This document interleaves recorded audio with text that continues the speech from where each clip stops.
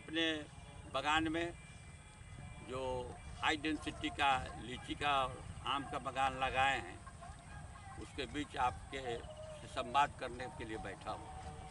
High density जो मेरा लीची का है, आप देख लीजिए कि कैसा वो 15 महीना का पेड़ कैसा तरक्की कर रहा है, और नीचे उसमें आलू लगा हुआ है, आलू और मकई लगा हुआ है, जिसका उत्पादन हम अतिरिक्त उत्पादन काफ़ी ले रहे हैं। ये 2 एकड़ में लीची का पौधा लगा हुआ है 15 महीने का, और उसमें आलू का उत्पादन हम करीब करीब 3 लाख रुपए का उसमें से लेते हैं।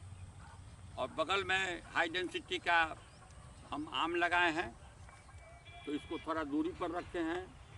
उसमें पेड़ कुछ मर गया है, तो उसको जोड़ने के लिए पटना का सफ़ेदा हमारा लगा हुआ है। टोटल पटना का सफ़ेदा है, जिसको दिग्गा का सफ़ेदा कहते हैं, वही कलम हम लगाए हैं 2.5 एकड़ में 350 पेड़।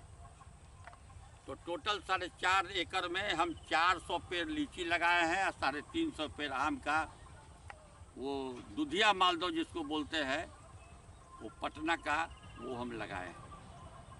सरकार को चाहिए था कि लोगों की रुचि को आम और लीची के प्रति बढ़ाने के लिए हाई डेंसिटी का मैंने प्रचार प्रसार ज़्यादा करना चाहिए था। और साथ साथ जो प्रत्यक्ष बिहार में हम जो कर रहे हैं, उसका भी किसानों को जगह जगह किसानों को ले आके आप दिखलाइए कि कैसे हो रहा है, कैसे 15 महीना का वो पेड़ लीची का आपको मालूम पड़ेगा जो ये 3 बरस का पेड़ है। तो मुजफ्फरपुर में लीची का अधिकतम उत्पादन हो रहा है। हिंदुस्तान में जो उत्पादन हो रहा है उसका 75% हम लीची का उत्पादन कर रहे हैं। और आम में भी मुजफ्फरपुर आज पूरे बिहार में सबसे आगे है। भागलपुर का जर्दालू भले ही नामी हो, उसको लोगों ने एक मौका दिया उसको प्रोपगेट करने का। अदरवाइज वो पटना के दुधिया मालदो और बेतिया के जर्दा आम से बढ़िया आम नहीं है। हमारे इस फार्म में जर्दा आम भी लगा हुआ है। तो जर्दा आम हम 80 रुपये पका के बेचते हैं, खेत में बेचते हैं, दरवाजे पे बेचते हैं, मुजफ्फरपुर मंडी में बेचते हैं। मालदा और सफ़ेदा हमारे पास है, एक एक पेड़ है जो 4-4 कुंटल मेरा उत्पादन देता है। एक पेड़ से हम 25,000 रुपया उतारते हैं मालदा से। तो मेरा जो अपना व्यक्तिगत अनुभव है 84 वर्ष के उम्र में, कि किसानों को बिहार सरकार की ओर से सहयोग मिलना चाहिए लीची आम के उत्पादन करने के लिए। अभी तक सहयोग जो है सो जो होना चाहिए वो नहीं हो पाया। मुजफ्फरपुर इस मामले में बहुत सौभाग्यशाली रहा कि मेरा संपर्क करीब करीब ये मोटा मोटी मानिए कि हम कॉरपोरेट क्षेत्र से आते थे। हमारे पिताजी गरोल चीनी मिल शीतलपुर से लेके श्री बाबू महेश बाबू कहने पर गरोल मिल ले आए। उसके बाद फैक्ट्री बंद हो गई, हम भी उसको चलाए 1-2 साल, उसके बाद फैक्ट्री बंद हो गई, फिर सरकारीकरण हो गया। हम शुगर इंडस्ट्री के आदमी बेसिकली थे।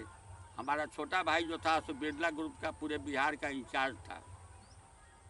तो उसके बाद डाइवर्ट होकर हम अपना खेती पर आ गए। तो खेती पर आए तो भगवान ने ऐसा किया कि लीची में आज हमको सफलता मिली, और पूरे देश में या विदेश में हमारी बात होती है, हम उद्यान रत्न हैं। और आज तक जो भी लीची का उत्पादन है गुणवत्तापूर्ण उत्पादन करते हैं। और मैक्सिमम पैसा खेत में हम 75 रुपये किलो बेचते हैं खेत में। और अभी काठमांडू मेरा लीची जा रहा है। ये सौभाग्य रहा है मुजफ्फरपुर का कि 25-30 कलेक्टर के साथ मैंने काम किया है। यहाँ आत्मा में हम गवर्निंग बोर्ड में बहुत दिन रहे, लंबे समय तक रहे और काम किया है। उसके पहले टेक्स्ट बुक के चेयरमैन भी हम थे, और कम से कम 30-40 कलेक्टर के साथ मेरा काम करने का अनुभव है। लेकिन हमारे समझ से 2 कलेक्टर जो जिला में आए, उन्होंने जो आधारभूत संरचना बनाई अपने समय में, एक ब्रजेश मल्होत्रा और एक अमृतलाल मीणा साहब, दोनों आगे पीछे आए मुजफ्फरपुर में। और उनके समय में लीची अनुसंधान केंद्र खुला, सारा विकास का काम हुआ, किसानों का लीची और आम का बागान का बढ़ोतरी भी हुआ। और मार्केटिंग में इन लोगों का बहुत सहयोग था। ब्रजेश मेहरोत्रा जी जब चले गए तो सौभाग्य से अमृतलाल मीना साहब आए, और मीना साहब के पीरियड में जो ब्रजेश मेहरोत्रा जी का जो बचा हुआ काम था उसको पूरा करने के बाद मीना साहब का बहुत देन है मुजफ्फरपुर। देन ये है कि पूरे कंप्यूटरीकरण आत्मा के माध्यम से कंप्यूटर जो ब्रजेश मेहरोत्रा जी मंगवाए हुए थे, 12-13 वो कंप्यूटर हम लोग मंगाए हुए थे। कृषि भवन हम लोग का प्रखंड में नहीं बना था, तो हम लोग जिलाधिकारी के कार्यालय में, डीआईजी साहब के यहाँ, एसपी साहब के यहाँ, कमिश्नर के यहाँ, आईजी के यहाँ, सभी कार्यालय में उस कंप्यूटर सबको लगा करके आधुनिकीकृत किया हम लोग। उसके बाद से धीरे धीरे अमृतलाल मीना के समय में किसान भवन बना। जब किसान भवन बना तो उसको सब हम लोग इक्विप्ड किए और किसानों को बैठने उठने की जगह हो गई। अमृतलाल मीना की देन, बहुत बड़ी देन यह है कि क्रॉप इंश्योरेंस का शुरुआत जो है तो बिहार का मुजफ्फरपुर से हुआ। हमको याद है कि इंश्योरेंस कंपनी एक वो फॉर्म लेके इंश्योरेंस का आई थी और मीना साहब ने हमको बुला के कहा कि झा जी इसको आप 20,000 कॉपी छपवा दीजिए। छपवाया गया और उसी साल बाढ़ आ गया और आई, और कटरा प्रखंड में नाव से घूम करके किसानों के बीच में खुद कलेक्टर साहब बंटवाए और उसको लोगों को बाढ़ का जो है सो इंश्योरेंस का पेमेंट भी मिला, भुगतान मिला। इनकी देन है तिरहुत महोत्सव। तिरहुत महोत्सव का इन्होंने आयोजन किया। पूर्व कमिश्नरी भर के उद्योग क्षेत्र के लोग आते थे, कृषि क्षेत्र के अपने उत्पाद को लोग आते थे। 15 दिन तक प्रदर्शन रहती थी और उसमें जैसे रिवॉल्विंग फंड हम लोग आत्मा से देते थे। आज स्टॉल जो लगता था, पेमेंट होता था तो पैसा लौट करके फिर डिपार्टमेंट में चला आता था। इस तरह से कह करके एक उत्साहपूर्ण वातावरण कार्तिक महीने में एक तो होता था, जिसमें किसान को प्रशिक्षण भी मिलता था और लोग देखते भी थे कि क्या उत्पाद हमारे उत्तर बिहार में किसान का, इंडस्ट्री का हो रहा है। तिरहुत महोत्सव बहुत बड़ी देन थी, जो दुर्भाग्य से बाद में इसको बंद कर दिया गया, जो अच्छी बात नहीं थी। उसके बाद लीची का टास्क फोर्स इनका बनाया हुआ है, और टास्क फोर्स ही नहीं बनाए थे, ये लीची की जो बैठक करते थे तो गद्दीदार लोगों को, लखनऊ के गद्दीदार, दिल्ली के गद्दीदार, ट्रांसपोर्टर, दीपक ट्रांसपोर्ट, कौन ट्रांसपोर्ट, जो भी ट्रांसपोर्ट है, बाबा ट्रांसपोर्ट, राजधानी ट्रांसपोर्ट, सबको कलेक्ट्रेट में बुला के मीटिंग करके ही कहते थे कि किसान का जो लीची जाता है वो लीची का ट्रक का भाड़ा आप कम लीजिए, सही लीजिए। ऐसा होता है कि इसमें धांधली होती है, गद्दीदार द्वारा, ट्रक के ट्रांसपोर्ट के द्वारा लीची के किसानों को, व्यापारी को ठगा जाता था। तो उसके लिए उन्होंने टास्क फोर्स बनाया, और टास्क फोर्स ऐसे ही नहीं बनाया, रोज़ दिन टास्क फोर्स लीची के तुराई के समय में क्षेत्र में घूमता रहता था। अधिकारी, डिस्ट्रिक्ट हॉर्टिकल्चर अफसर, ट्रांसपोर्ट अफसर, फोर्स के साथ, मजिस्ट्रेट के साथ घूमते रहते थे और चांदनी चौक पर शाम में जा कर के सब ट्रांसपोर्टर के यहाँ जो किसानों का लीची ट्रक पर चढ़ता था उसको समझते थे, देखते थे, व्यवस्था को समझते थे। और उसके बाद इन्होंने कहा गद्दीदार को कि अगले दिन जब लीची हमारा किसान का या व्यापारी का यहाँ का बिक जाएगा तो अगले दिन उसका पेमेंट, उसके भुगतान उसके अकाउंट में करो। ये सब सिलसिला वहीं से शुरू किया हुआ अमृतलाल मीना जी का है। तो हम इन दोनों जो अधिकारी हमारे रहे हैं, इन दोनों को कोटि कोटि धन्यवाद हम देते हैं कि इन्होंने एक सहयोग करके किसानों का एक रास्ता जो है सो आपने खुलवाया, और हम लोगों को रुचि हुई कि हमारा मार्केटिंग सही हो रहा है। और हम उम्मीद करते हैं कि आज के दिन हमारे मुख्य सचिव होकर के अमृतलाल मीना साहब आए हैं।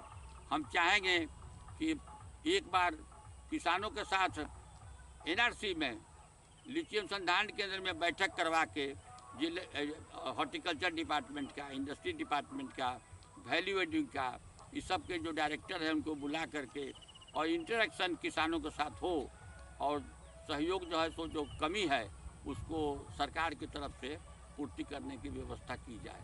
हम चाहेंगे कि अगले महीने में, नवंबर महीने में, नवंबर ख़त्म हो गया, दिसंबर महीने में एक इस तरह का आयोजन बिहार सरकार करे और मीना साहब उसको देख रेख में, उनके देख रेख में हो। और वो तो बहुत कुछ, सब कुछ जानते हैं हम लोगों की समस्या के बारे में, उनका लंबा अनुभव रहा है।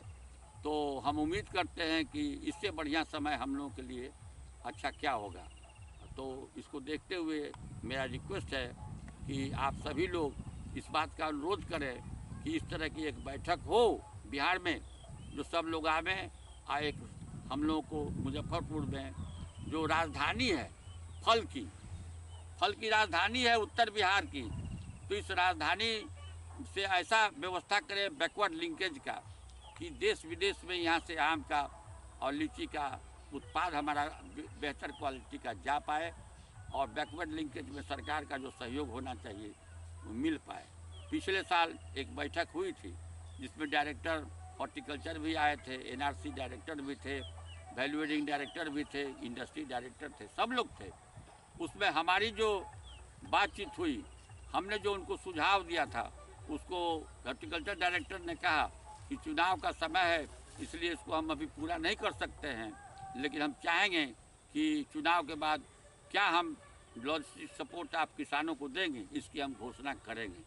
तो हम चाहेंगे कि लॉजिस्टिक सपोर्ट में क्या देने जा रहे हैं, कूट के बक्से में हम लोग लीची को भेजें तो उस पर अनुदान क्या मिलने वाला है, अगर हम विदेश भेज रहे हैं तो उसमें हमारा क्या ट्रांसपोर्ट में सपोर्ट मिलेगा, क्या लॉजिस्टिक सपोर्ट होगा, ये सब घोषणा बिहार सरकार को अभी ही कर देनी चाहिए कि उसी व्यवस्था के अनुसार किसान अपने बागान का सेवा करेगा और सेवा करके उसी हिसाब से फल का उत्पादन करेगा।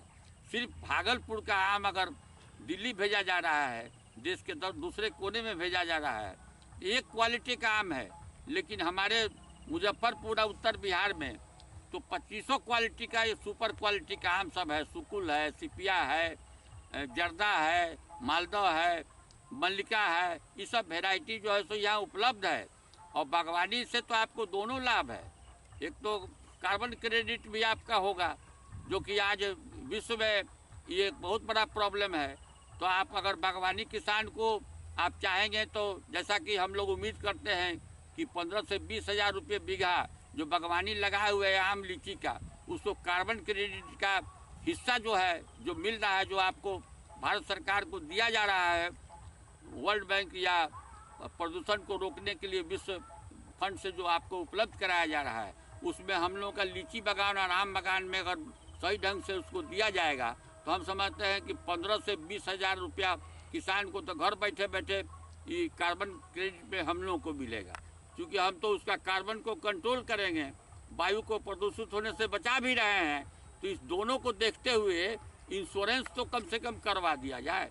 हमारे फल का इंश्योरेंस नहीं है, जिसके चलते व्यापारी मार खा जाते हैं और जलवायु परिवर्तन का बहुत बुरा असर हो रहा है।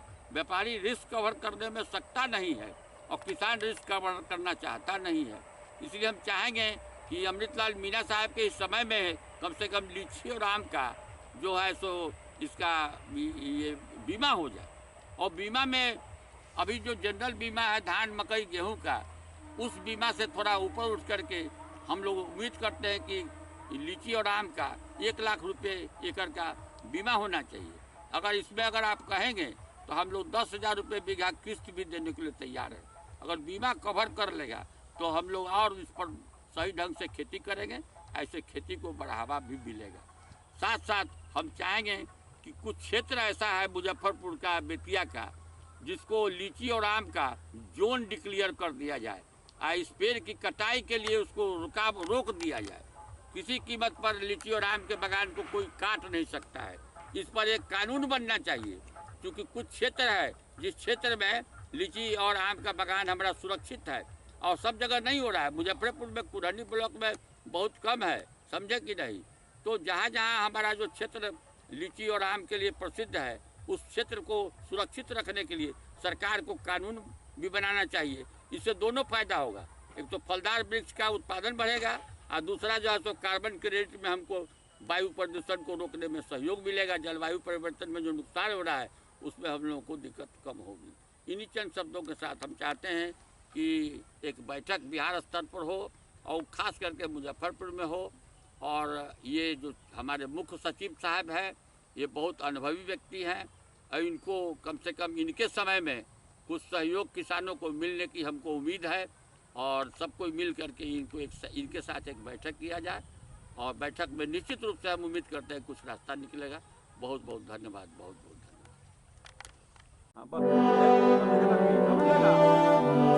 धन्यवाद।